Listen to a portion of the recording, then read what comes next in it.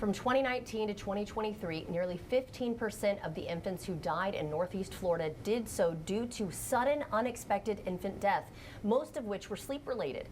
And in almost all cases, those 93 deaths were preventable had parents and caregivers followed safe sleep practices.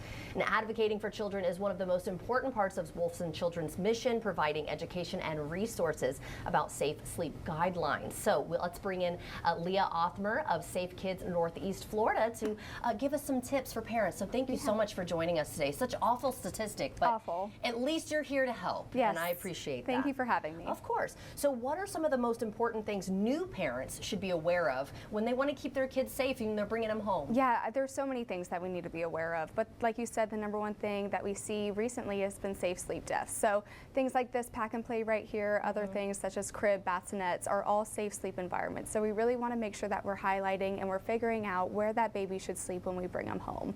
Right, because I think a lot of people too, you hear about that, don't let them sleep in the bed. Yes, right? yes. They want to have their own little safe space, like you were saying. So sometimes parents and caregivers purchase items like this, pack and play for instance, that they may use actually incorrectly. Yes. So how do they know when it comes to certain products, what advice can you give us for that? Yeah, so the pack and play in any kind of safe sleep environment is super important because we want to eliminate that risk of suffocation. So babies have a really small face, so anything that covers up their nose or their mouth for a short period of time can result in suffocation. Right. So things like toys, stuffed animals, blankets, pillows, anything like that, babies and small children have the inability to move that away from their face. So that's why they're hazardous to small children.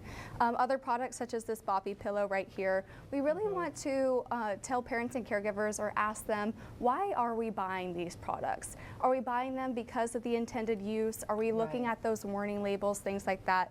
A lot of the time we see parents using these Boppy pillows. The intended use is to help with breastfeeding. But a lot of the time we see parents or caregivers putting their infants in them, and that is not a safe as like a seat. Right.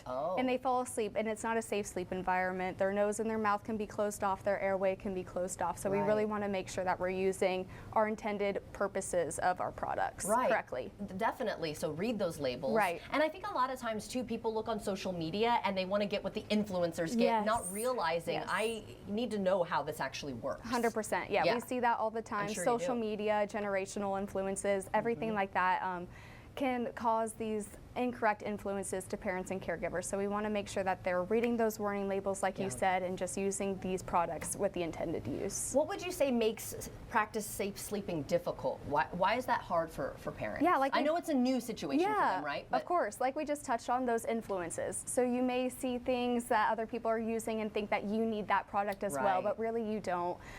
Just use what you think is going to be best for you and your baby. Every family and caregiver has a different situation, so the bare minimum, a pack and play, bassinet or crib, everything like that is just the best thing that you could do to keep your baby safe. Well, I know you have resources for parents. You are a great resource, so tell everyone where they can get more information on all of this. Yeah, so wolfsonchildrens.com/safekids or /safesleep. Okay, awesome. Thank you so much for joining us today and helping to keep the kids safe. Yes, appreciate that. And if you'd like to see this interview again, everyone, just head to First Coast News Plus.